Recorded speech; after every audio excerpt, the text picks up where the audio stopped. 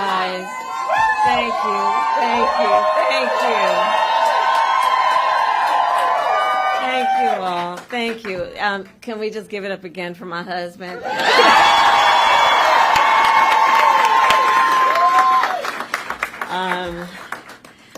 It is so good to hear our president's voice. Joe, I know you're still on the call, and we've been talking every day.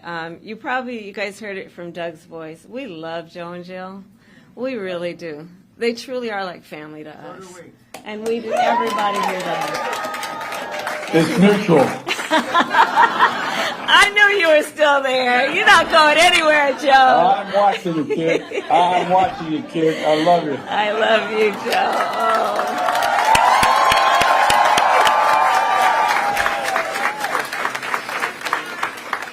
So, Joe, I'm going to recognize some of the electeds who are here, and then I'm going to get back to you. Hold on a second. So let me please, acknowledge some extraordinary national leaders who are also dear friends, both to the president and to me. Governor John Carney, where are you? There you are. And his wife, they are here. Senator Tom Carper, my former colleague, and his wife is here. Chris Coons, my dear friend. Attorney General Kathy Jennings. The mayor is here. Przicki, where are you? There. And the next United States Senator from the great state of Delaware is here, Lisa Rochester.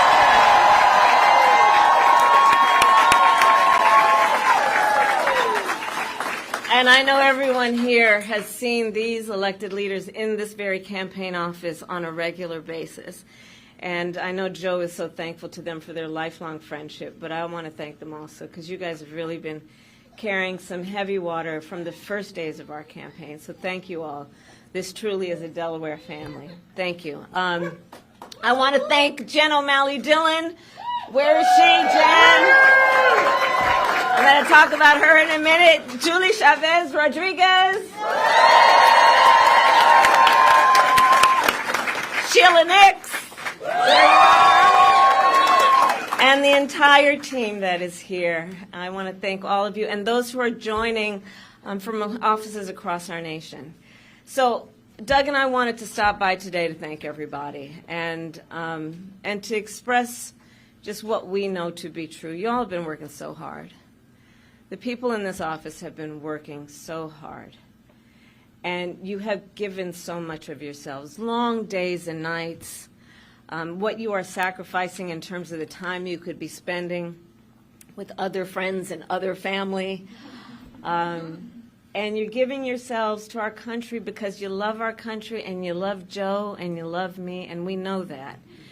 And so today, just right after Joe made his announcement, it was important for me to continue with his role of leadership in this office, of like him, who has said for many, many, many months, and I say it today, thank you all so very much for what you are doing and what you will continue to do. So let's applaud the team.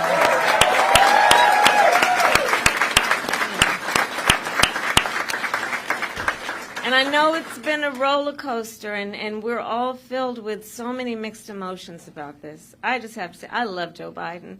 I love Joe Biden, and I know we all do, and we have so many darn good reasons for loving Joe Biden. And I have full faith that this team will be the reason we win in November. You all who are here.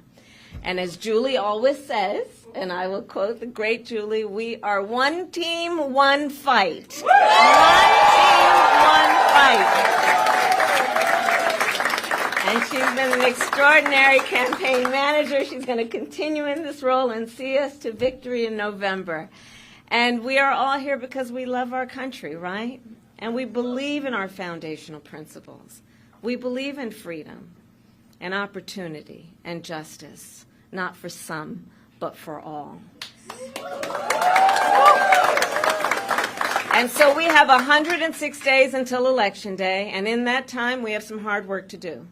And as JOD always reminds us, we can do hard things.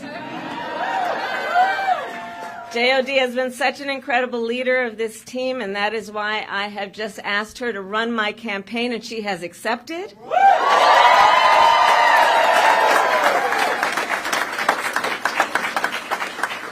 So over the next 106 days, we are going to take our case to the American people, and we are going to win. We are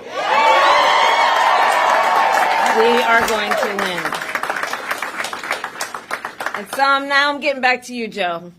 I will tell you all, it has been one of the greatest honors of my life, truly, to serve as Vice President to our President, Joe Biden.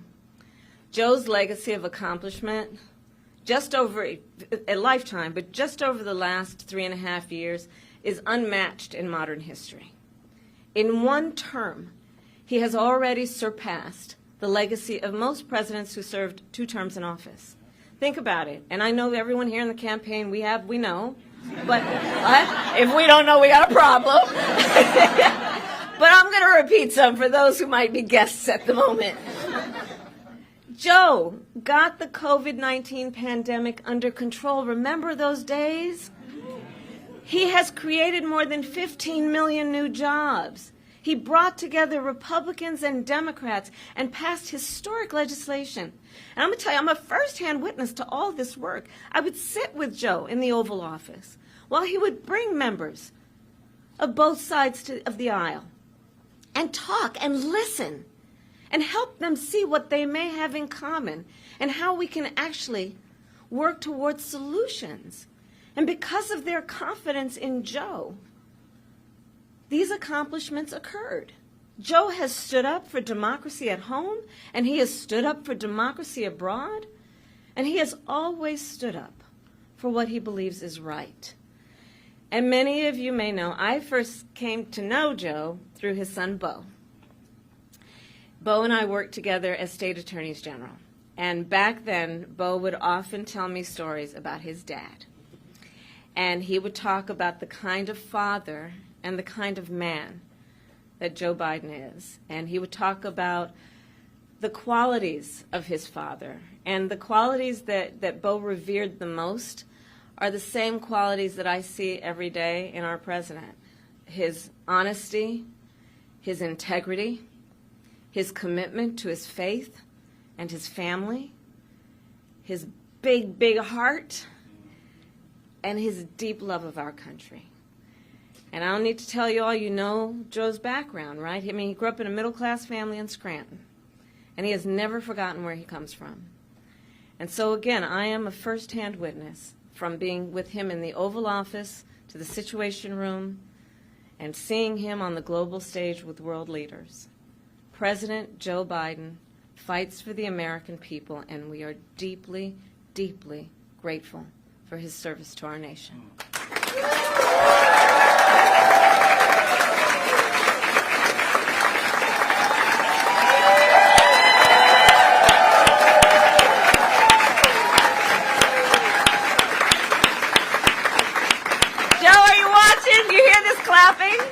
Can you see it? I'm watching. I'm watching. I knew it. Thank you, Joe. We love you, Joe. You're the best, kid. And let us be very clear, Joe is not done. Far from it. He knows there is still more work to do, and our nation will continue to praise his bold and visionary leadership as president. Thank you, Joe. Thank you. And it is my great honor to have Joe's endorsement in this race. You sure do.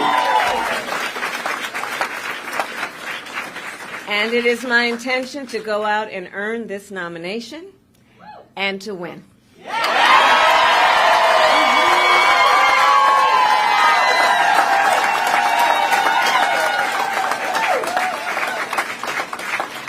So in the days and weeks ahead, I, together with you, will do everything in my power to unite our Democratic Party, to unite our nation, and to win this election. You know, as many of you know, before I was elected as Vice President, before I was elected as United States Senator, I was the elected Attorney General, as I've mentioned, of California, and before that I was a courtroom prosecutor. In those roles, I took on perpetrators of all kinds.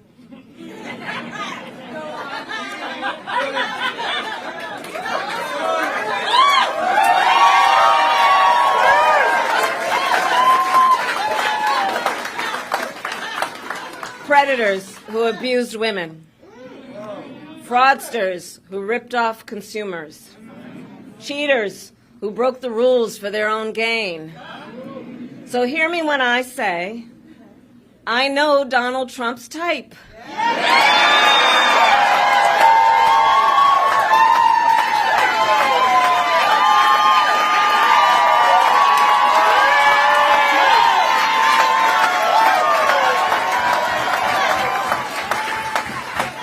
And in this campaign, I will proudly put my record against his.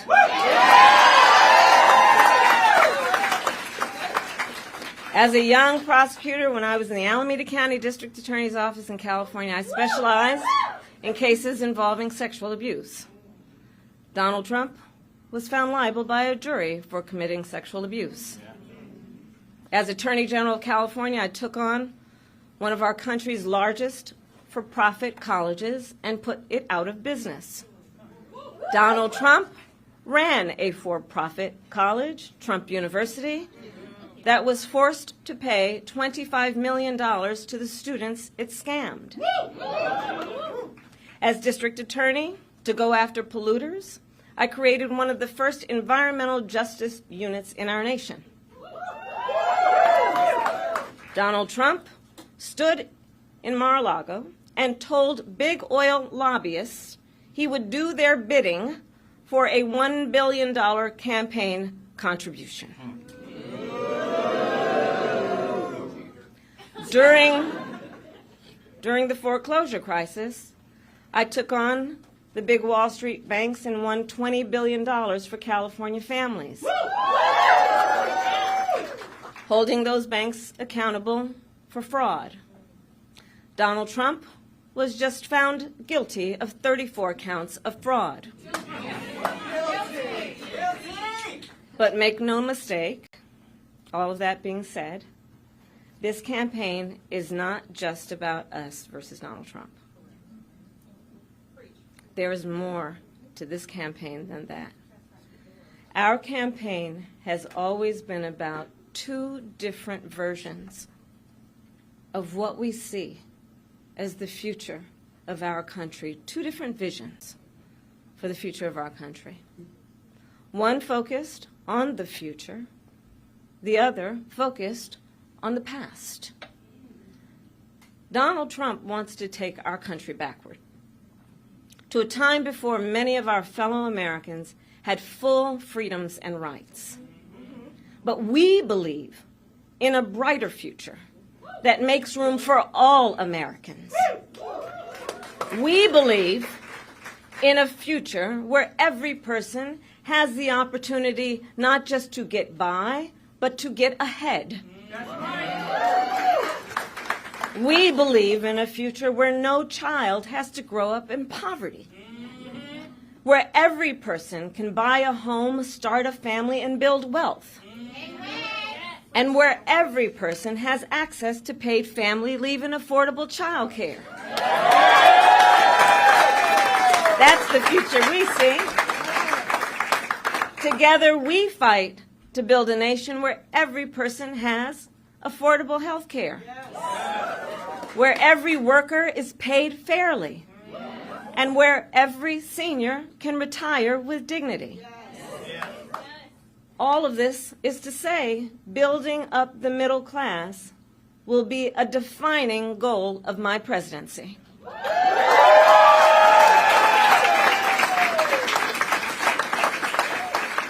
Because we here know when our middle class is strong, America is strong. And we know that's not the future Donald Trump is fighting for. He and his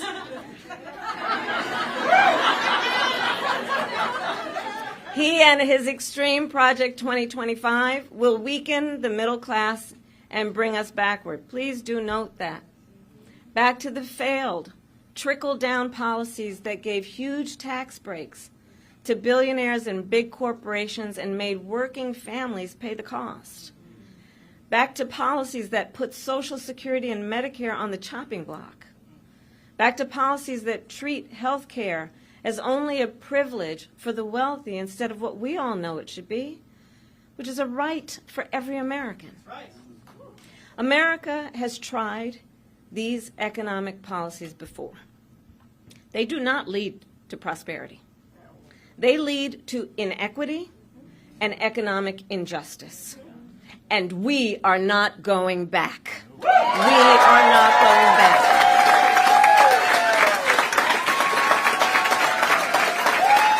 You're not taking us back.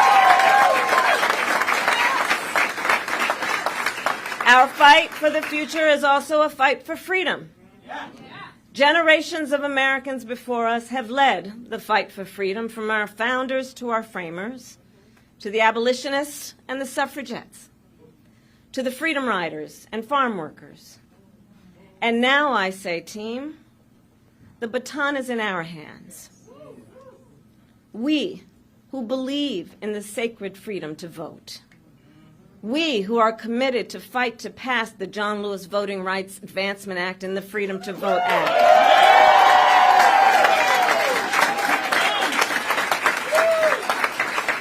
We who believe in the freedom to live safe from gun violence, and that's why we will work to pass universal background checks, red flag laws, and an assault weapons ban.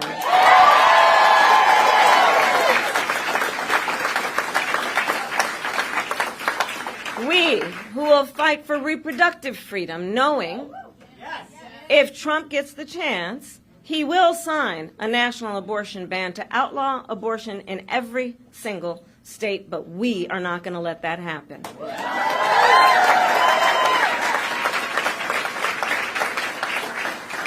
It is this team here that is going to help in this November to elect a majority of members of the United States Congress who agree the government should not be telling a woman what to do with her body.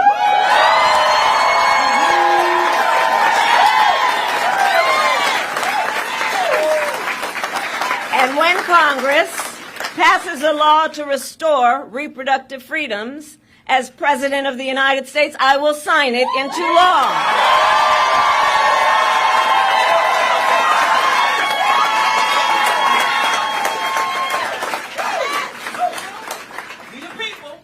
Indeed, we the people. So ultimately, to all the friends here, I say, in this election, we know we each face a question: what kind of country do we want to live in? A country of freedom, compassion, and rule of law? Yes! Or a country of chaos, fear, and hate? No! You all are here because you as leaders know we each, including our neighbors and our friends and our family, we each as Americans have the power to answer that question. That's the beauty of it, the power of the people. We each have the ability to answer that question. So in the next 106 days, we have work to do. We have doors to knock on. We have people to talk to. We have phone calls to make. And we have an election to win. So are you ready to get to work? Do we believe in freedom? Do we believe in opportunity? Do we believe in the promise of America? And are we willing to fight for it? And when we fight, we win. God bless you all, and God bless the United States of America and Joe Biden.